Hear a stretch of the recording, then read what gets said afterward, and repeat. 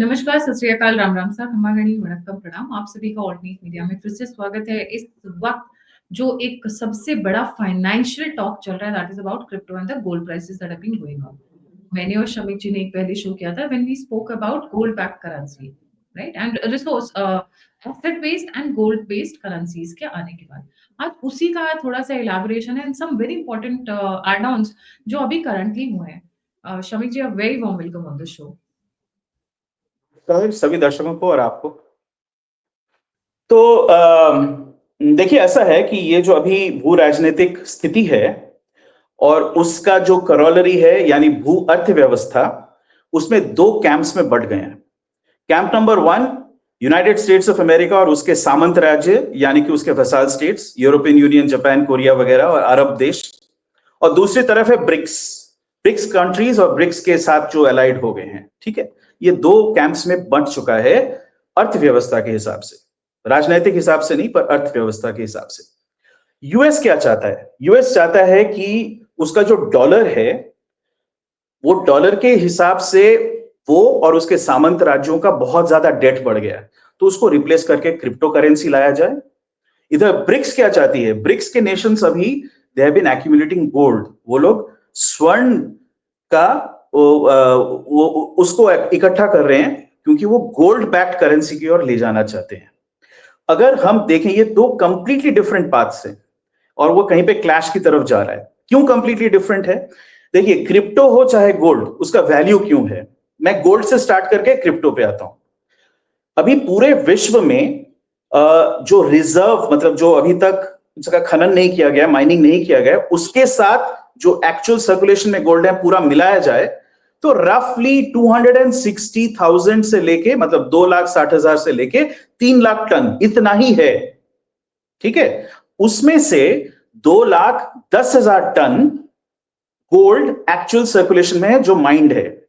ये सुनने में लगता है बहुत बड़ा है, पर इसका पता है हिसाब क्या है? अगर इसको हम एक डब्बे में डालें तो डब्बे का साइज होगा 22 metre by 22 metre by 22 metre, इतना ही है पूरे विश्व में। ठीक है ना? तो अब इसका वैल्यू कहां से आ रहा है? वैल्यू इसलिए आ रहा है कि इसका ऑब्वियस वो बनता है कि ये स्कार्सिटी है, ये रिसोर्स लिमिटेड है, फाइनाइट है। अच्छा, समुद्र में अगर आप छान के भी गोल्ड निकाला जा सकता है।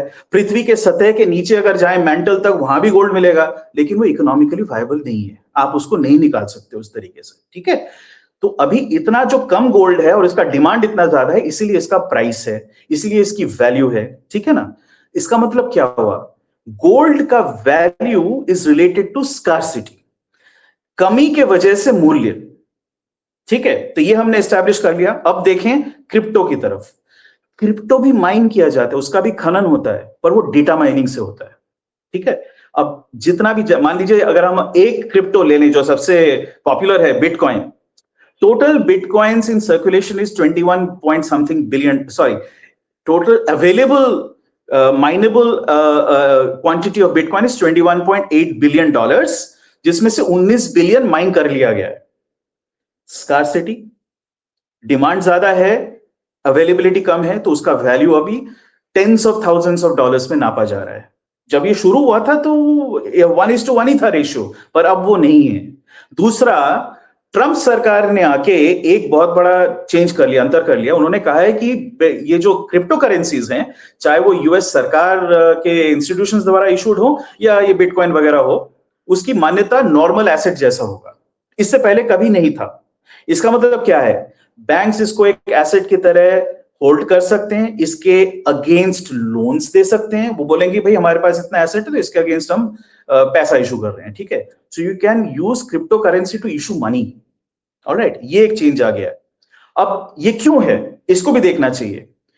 अगर आप पिछले 20 साल का ट्रैक रिकॉर्ड देखें, जितना सोना यूएस के पास और यूरोप के देशों के पास है, उसका क्वांटम बड़ा नहीं है, उतना ही है।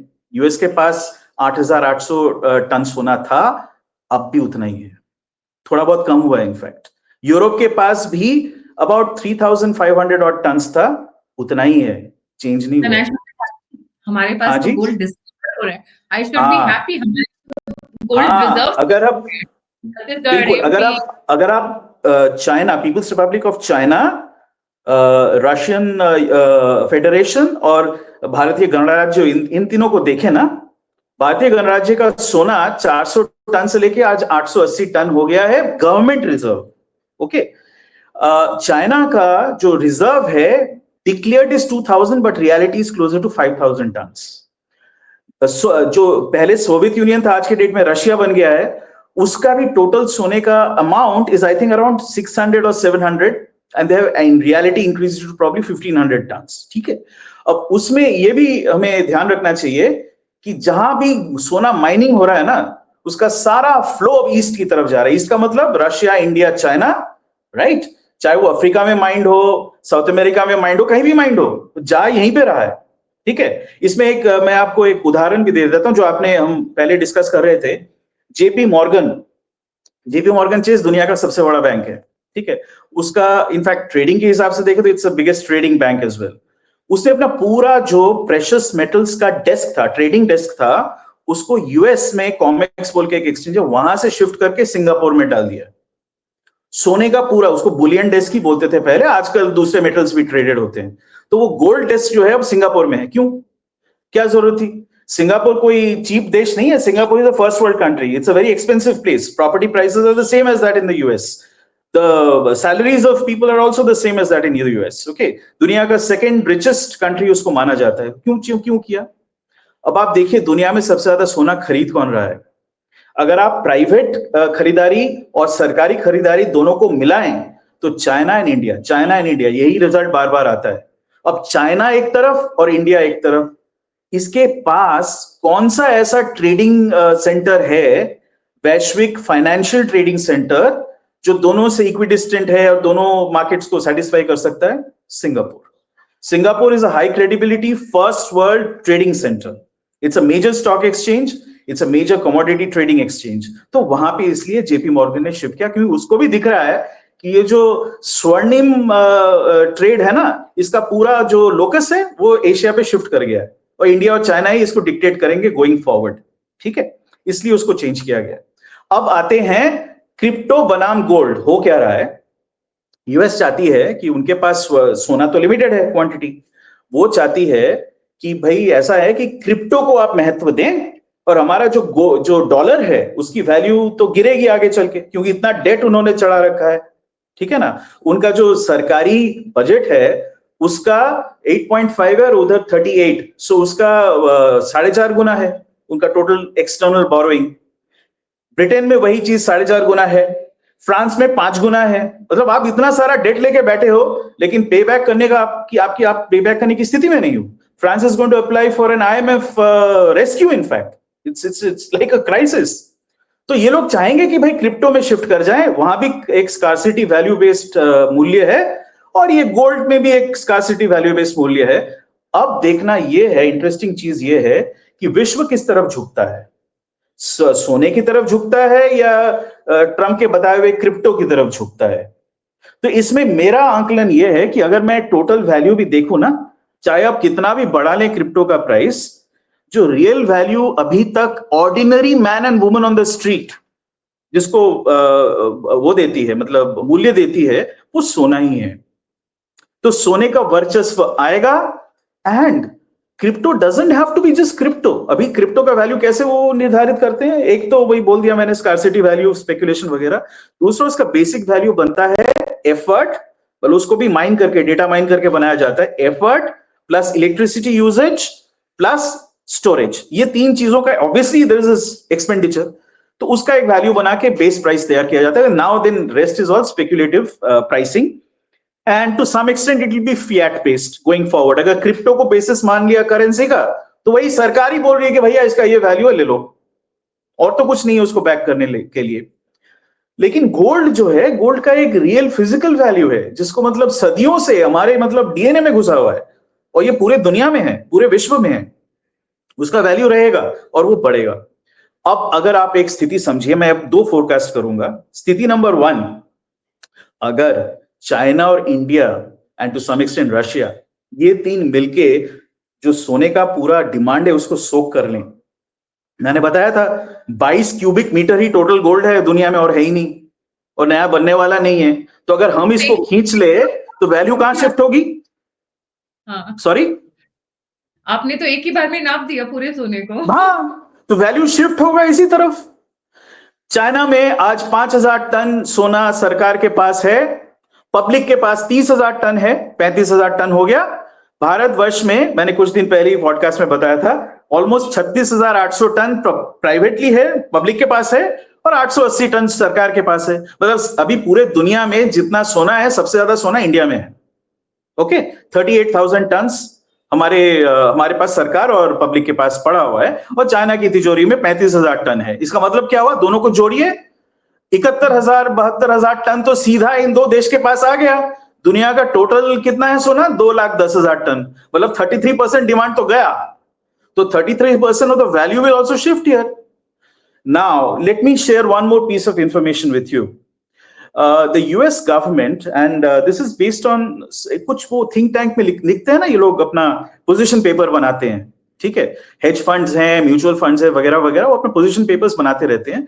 तो करंट यूएस जो फेड है, फेडरल रिजर्व है, उसके एक गवर्नर स्टीवन मायरन साहब ने एक वो बनाया था, पॉलिसी पेपर बनाया था, जिसको ट्रंप सरकार फॉलो करती है अक्षर अक्षर, ठीक है?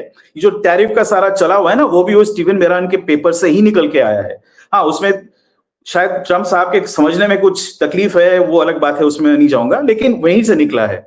सिमिलरली ये लोग कह रहे हैं कि जो नया डॉलर निकलेगा, जो डिजिटल डॉलर होगा, सेंट्रल बैंक डिजिटल करेंसी, उसका आधार होगा crypto currency, gold and some other assets like mines etcetera, mineral mines.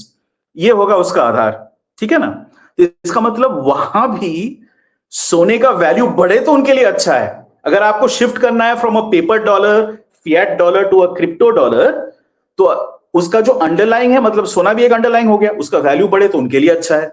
अच्छा, उसका वैल्यू अगर बढ़ता है तो ऑटोमेटिकली वो रिफ्लेक्टिवली जो इंडिया, चाइना, रशिया के पास सोना पड़ा है, उसका भी वैल्यू बढ़ जाएगा, ठीक है ना? तो एक तरफ से आप डिमांड जो है ये सोक कर रहे हैं ये तीन देश, उधर प्राइस बढ़ाने के चक्कर में ये लोग पड़े हुए हैं, यूएस और उसके वेसाल स्टेट्स। तो इस केस में क्या होगा? सोने का वैल्यू जो है it will shoot through the roof. कई लोग ऐसा प्रेडिक्ट कर चुके हैं। मेरा खुद का मानना है कि अगले साल नंबर 1 कॉन्फ्लिक्ट्स बढ़ेंगे, वैश्विक तनाव कम नहीं होने वाला है, बढ़ने वाला है, ठीक है?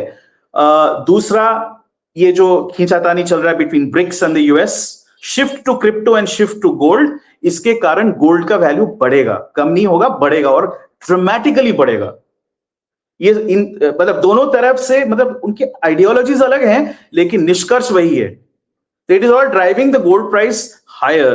So this is the time to accumulate gold, but not just exchange traded contracts or derivative contracts. वो नहीं, आपको फिजिकल गोल्ड खरीदना चाहिए जिसका वैल्यू बढ़ेगा, ठीक है? सेबी ने भी कहा कि गोल्ड के चक्कर में नहीं पड़ेगा, we don't vouch for it. SEBI in fact एकदम एकदम, हम पहले भी कह चुके हैं और मैं फिर से दोहराऊंगा, उस पर मत पड़े, आप फिजिकल गोल्ड खरीदें, हाथ में आना फिजिकल गोल्ड चाहिए, खरीदें।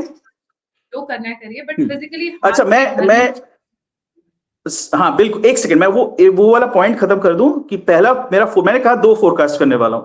फोरकास्ट नंबर 1 ये है कि जो गोल्ड का प्राइस है इस वक्त, इट्स रफली अराउंड 4,125 और डॉलर्स पर आउंस, विच इज 1.25 लाख रुपए।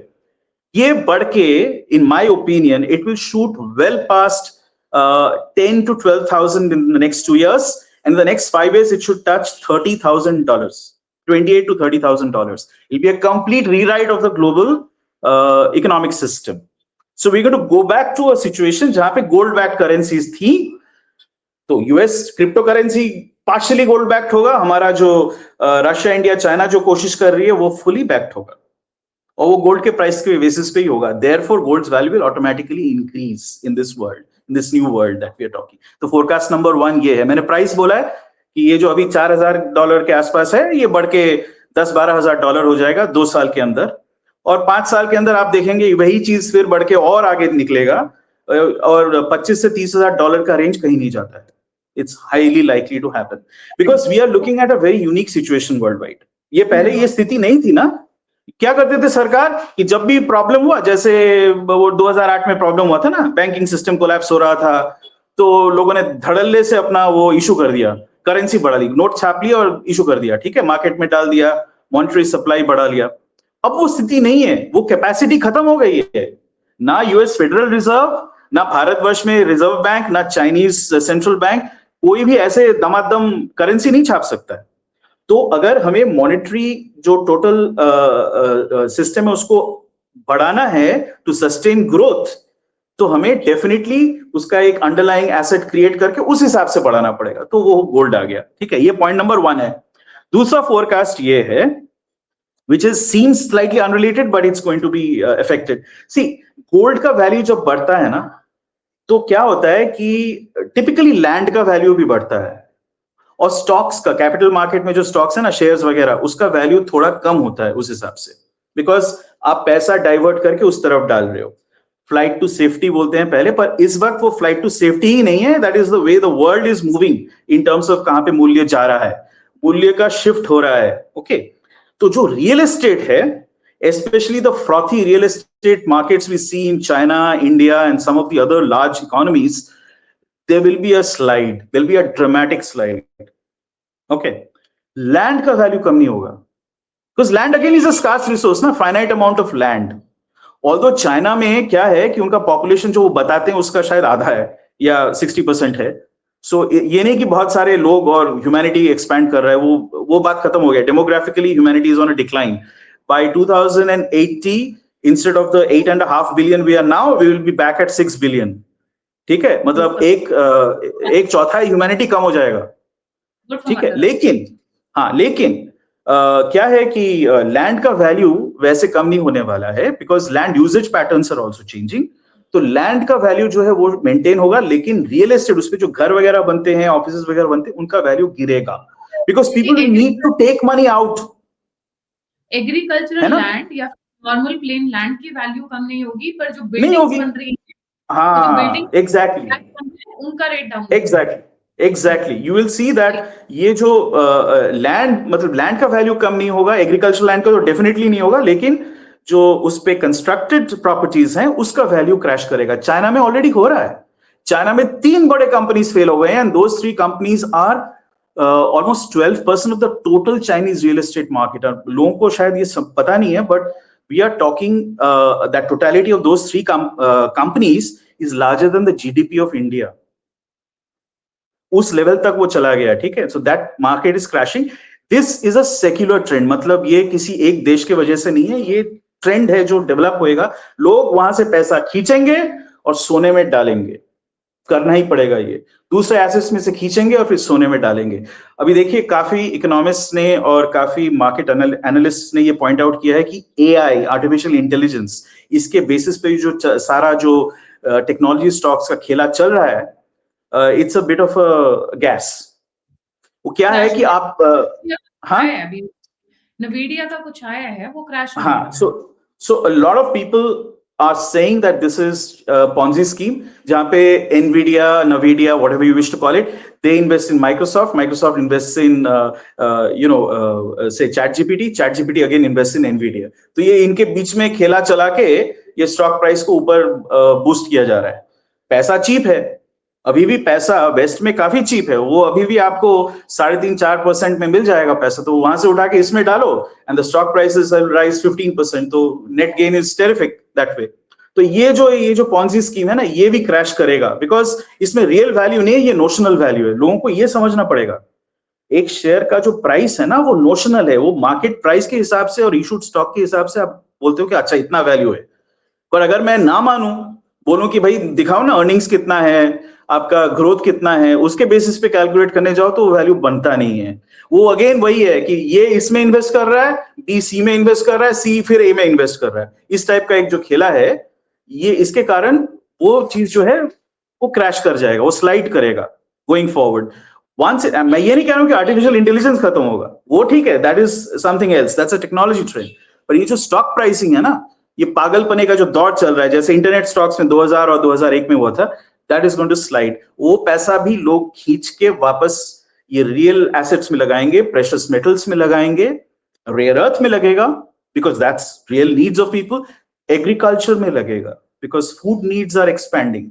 सी, it is not just about total number of human beings on the planet, and total amount of output. It's also about हम क्या खा रहे हैं।